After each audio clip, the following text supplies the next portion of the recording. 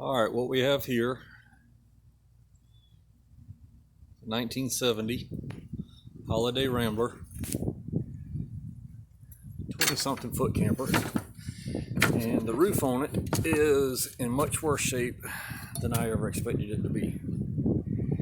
I don't know how we don't have any leaks yet, but we don't.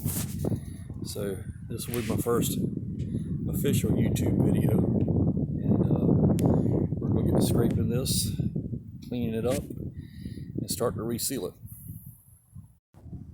Alright, scraping is actually going pretty easy. Got a little bit of this corner here done, and just using a 4-inch scraper and wallpaper scraper, I guess it is, and it's working pretty good.